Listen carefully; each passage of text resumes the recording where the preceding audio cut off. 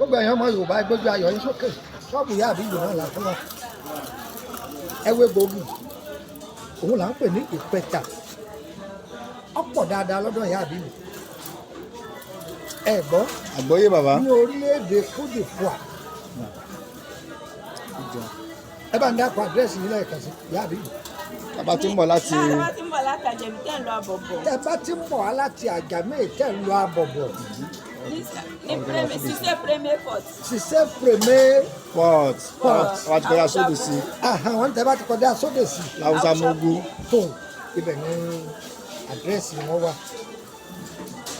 ṣẹ́rí egbòogi àgbọ́yé Ọlọ́run fi agbára sáré ìyá àbí mi bí egbò yìí ṣe wà yìí ẹ mú ẹ dà á sínú ìkòkò ẹ tún béèrè lọ́dọ̀ ìyá àbí mi pé ẹ̀yin fẹ́ ra bàrà ẹ̀gúsí ẹgẹ ẹ̀kọ́ sí ẹ fi kán bílàlà sí ẹ ti fi sí àtìfísì bàbá ọyẹ wá ṣúgà kóró ní pálí Saint-Luc. kan Saint-Luc pálí kan ẹ dà á sí àgbọ́yé bàbá ọyẹ sí pẹ̀lú omi ní èyíkéyìí omi tẹ bá ti ṣe é tán ẹ yọ omi rẹ̀ àgbọ́yé inú kíkan ni inú kíkùn ni ọ̀pá ẹ̀yìn ni ọ̀fẹ́yàwó ò lè àgbọ́yé bàbá ò lè àgbọ́yé bàbá ẹni kan máa dùn tọ̀ gbogbo ohun tí ń da dúró yóò ti kú àbẹ́yìíkéyìí infection egbòogi yìí lásìkò láàárọ̀ lálẹ́ àbí polówó fún yín o ṣùgbọ́n máa fà á ní ẹ̀yìn èèyàn wa tẹ́ wà lórílẹ̀‐èdè Côte d'Ivoire tẹ́ ẹ̀ mọ́ bí tẹ́ ti máa rí ewé tó tọ́sọ̀ ewé òòjọ́ egbò òòjọ́ ẹ máa bọ̀ wá sọ́dọ̀ ìyá àbíbí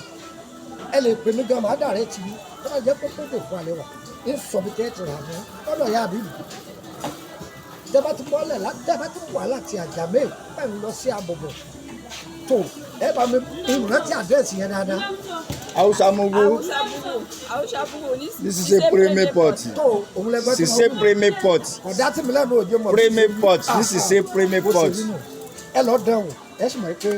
ìgbà wo náà máa lò ó bó ṣe nínú